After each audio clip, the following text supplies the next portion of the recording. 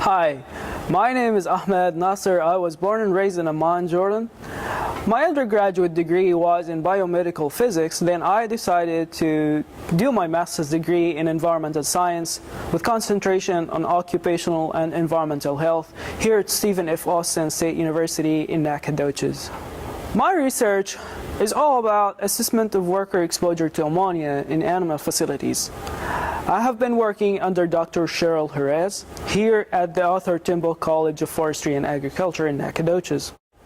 My research took place in 3 animal facilities in one location, which is the SFA Agricultural Research Center in Nacogdoches.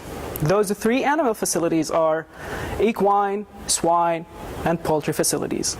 The research took place in that Agricultural Research Center, and the data analysis, data collection was conducted in October and September of 2014. So the reason behind doing this kind of research is the concern behind workers' health.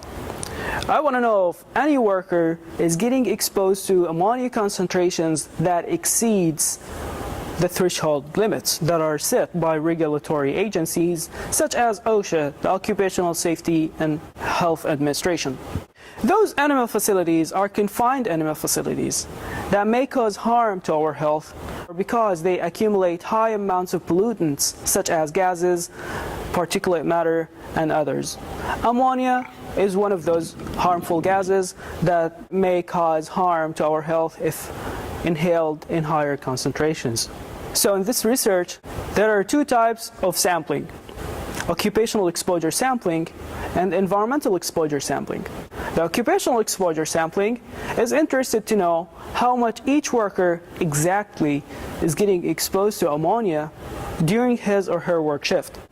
The environmental exposure sampling is interested to know how much ammonia is suspended in the air inside and outside of each of the animal facilities. For occupational exposure measurements, there are 6 workers that are participated in this study, 2 workers in each facility. Each worker is asked to wear this kind of samplers, which is called Ammonia Personal Monitoring Badge. They open it and put it within the breathing zone during their work shift. And then once they are done working, they can close it, and I can go back to my lab or to the lab where I work and analyze them using some chemistry analysis. Regarding environmental sampling, I use what is called gastric tubes. Gastric tubes are also called passive samplers for ammonia, and passive samplers are samplers that don't need a pump to absorb the air inside the tube. As I said, the badges need some chemical analysis, so after each sampling event ends, I go to the lab, I stay for 2-3 hours and analyze the samplers to know how much ammonia concentration was absorbed in each of those badges. After I conduct what's called a SAS analysis or statistical analysis, I have something called regression analysis. Regression analysis is all about comparing the human exposure and environmental exposure to know the relationship and to test the relationship between that facility and between the workers' exposure in each one of the facilities tested. If someone comes to me and say, okay, this is a good research, what are you going to do with it? So what?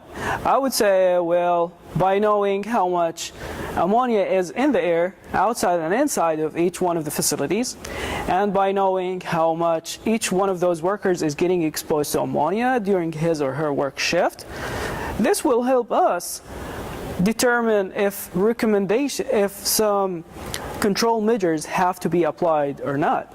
It also will help engineers to know if they have to apply control measures or not, like engineering controls, like ventilation systems, applying new technologies in the facilities to lower the exposure. So the main reason after all those results is to know if we have to use a new ventilation system, or if we have to use if we have to apply new control measures in order to lower workers' exposure to ammonia.